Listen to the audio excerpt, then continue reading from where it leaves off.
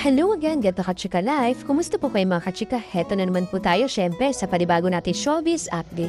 Mr. Hill Kerba at Lexie Gonzalez, hiwalay na nga po. Hindi man po natin nasubaybayan ang relasyon ng dalawa, pero matagal din po sila naging magkasintahan. Ang sweet nila kapag nagkikita sila sa ilang events, gaya nga po ni nakaraan GMA Gala noon, lamang pong August 2, 2025.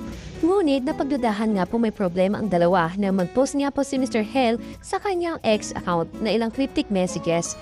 Tila galit ito sa post niya. Malapit na talaga ako maglapag ng resibo. Sunod-sunod nga po ang post ni Mr. Hill sa kanyang ex na dati nga pong Twitter noong November 22, 2025 Saturday po yan. The deception will be used as fuel for my comeback. I will rebuild from this. Just remember what goes around comes around. Just completely hurt and blindsided, but I will channel all this into something better. Just need to time heal, but to be betrayed like this is an all-time low for me. Nakahalata nga po tayong may kinalaman nito sa love life ang mga hugot niya dahil sa kanyang post noon nga pong linggo, November 23, 2025. Nakasaad nga po dito, parang nananadya ata itong radyo, puro heartbreak song, universe naman marami syempre ang nihuwagaan sa ex nga po na post ni Mr. Hill. Noon nga bang November 24, Lunes nga po, ito naman ang emote niya po.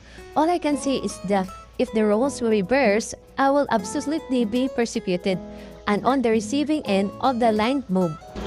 The energy is not the same when the roles are reversed, double standard.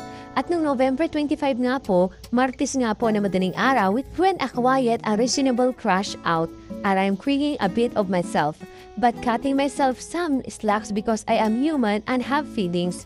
But okay, swear, ito na talaga beginning to the healing. Are cool, guys. No more sad boy stuff.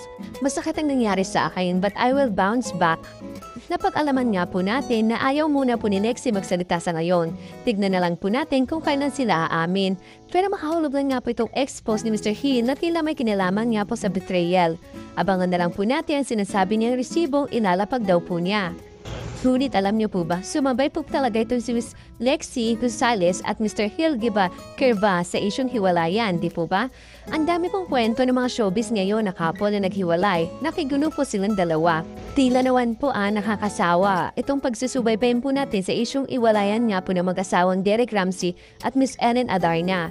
Nilayasan na nga po ni Miss Ellen ang bahay nila ni Derek pero tahimik pa rin ang aktor at hindi siya po nagsasalita. Ayon nga po sa malapit na kaibigan ni Mr. Derek, hindi raw talaga ito magsasalita. Gusto na lamang daw ni Mr. Derek na mag-focus sa mga sinimulan niyang negosyo. Lumipad nga raw ito ng Jakarta, Indonesia para sa isang negosyong sinimulan niya rito. Hindi na sinabi sa atin kung ano nga ba ang negosyong ito. Wala po ang nakakaalam at hindi pa nga po ibinabahagi ito ni Mr. Derek. Pero inaabangan kung matutuloy ba ang pagbabalik showbiz nga po nito. Meron pa bang hiwalay na susunod? Ito po ang katanungan ng mga netizen. Yes po, may iba pa pong showbiz couple na nakakita po nating hiwalay na pero minabuti raw po ng dalawang panig na tahimik muna po sila. Tanong lang po natin ito lang po is ating opinion. May chance pa kaya na magkaayos sila bago magpasko? At kung may mga hiwalayan man na ikinalulungkot natin, meron din naman na buong relasyon na ikinatutuwa natin. Take note, ayaw natin silang pangunahan lalo pat na intriga sila kahit paano. Samantala, dumako naman po tayo sa Banati Showbiz Update. Ito nga po, may update nga po tayo kay Miss Angel Locsin na marami na nga po ang naghihintay sa kanya.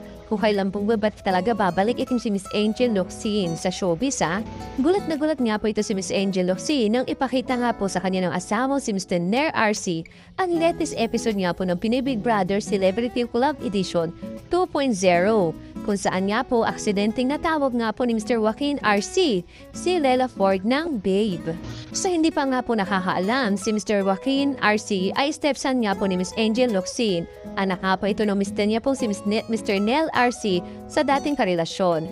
Habang si Lela naman po ay anak ng TV host actress ni si Miss Carla Estrada at nakababatang kapatid nga po ito ng aktor na sikat nga po ito nga po si Mr. Daniel Padilla. Sa episode nga po ng PBB noong Martes nga po November 25, 2025, inanunsyo po ng Big Brother ang ikalimang weekly task ng teen housemate.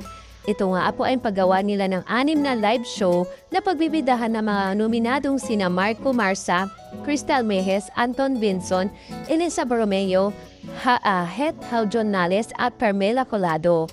Ang show na gagawin nga po nila ay dapat may kinalaman sa kanilang buhay. Makakatulong nga po nila sa pagbuo ng karakter ang mga housemate na ligtas sa nominasyon.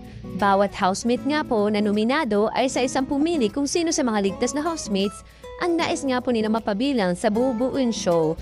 Si Mr. Marco nga po ay piniling niya sina Joaquin at Nela, nagaganap bilang kanyang mga magulang. Agad kinausap nga po ni Mr. Marco ang dalawa para sa mahalagang papel na gagampanan ng mga ito sa kanyang drama show. Sabi nga po ni Mr. Joaquin kay Lela, habang hawak-hawak ang script na isinulat ni Marco sa kanila, hatapin mo ako babe. Ay sorry, what does your mom call him? Tanong niya nga po ito kay Mr. Marco, kapansin sa pansin naman po ang pagngiti ni Lela sa sinabi nga po ni Mr. Joaquin. Ang tagpong ito nga po ni Joaquin at Lela ay napanood nga po ni Mr. Nel RC at Miss Angel Oxin. Sa IG stories nga po ni Mr. Nel, ibinahagi niya ang reaksyon ni Angel nang ipapanood niya po ang episode kung saan aksidenteng natawag nga po ni Mr. Joaquin si Nela ng babe. Ano daw? Maririnig na boses ni Angel sa background habang pinapanood nila ang PBB. Natatawa naman sagot ng kanya mister, narinig mo? Wait, I rewind. Hindi pa rin makapaniwalang sambit ni Miss Angel Oxin, ano daw? Wait, teka lang, ano sabi? Caption naman ni Mr. Nel RC sa kanyang video is him lang po Bagamat maikli at boses lang niya ang narinig sa video, marami pa rin pong tagahanga si Miss Angel Oxin ang natuwa sa muling pagpaparamdam ng aktres matapos nga pong matagal itong pananahimik sa social media. Saan nga po na isang fans natin nga po nabasa, sa isang komento, si Nela at Joaquin lang pala ang susi para maparamdam ulit sa social media si Miss Angel Oxin. Sabi pa nga po ng isang komentor, more Joaquin and Nela, baka sa sunod niyang pagpapakilig, puntahan na pa kayo ni Jan ni Miss Angel Oxin. Dagdag pa nga po ng isang komentor, ang the moves lang pala ni Joaquin ang magpapalabas kay Angel. Kinilig bigla sa anak nito. Hindi ito ang unang pagkakataon nagpahayag ng suporta si Miss Angel Oxin para kay Mr. Joaquin.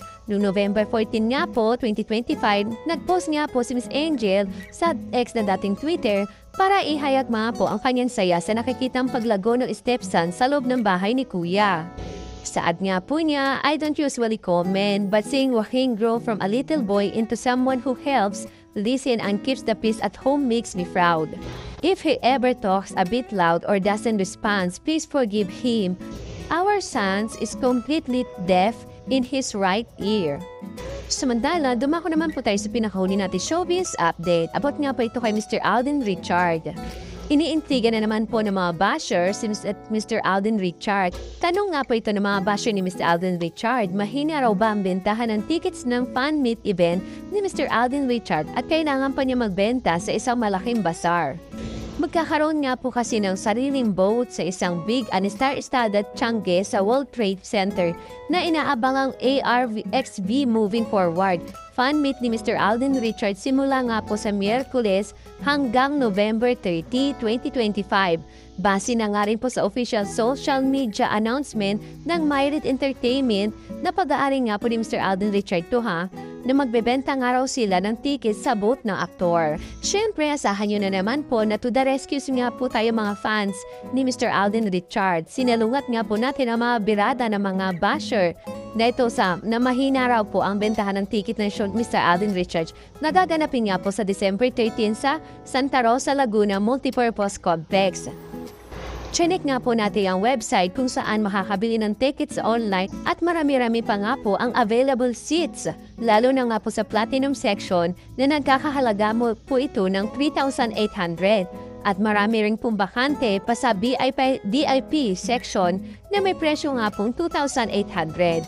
Sa December 13 pa naman po ang fan meet event ni Mr. Alden Richard. For sure naman po mauubos po yan. Sa ngayon, so yun sabi po siguro ng mga iba na gustong bumili ng ticket is matagal-tagal na. Alam niyo naman po ang mga Pilipino, kung kailan palapit na po ng palapit saka po doon sila kilos.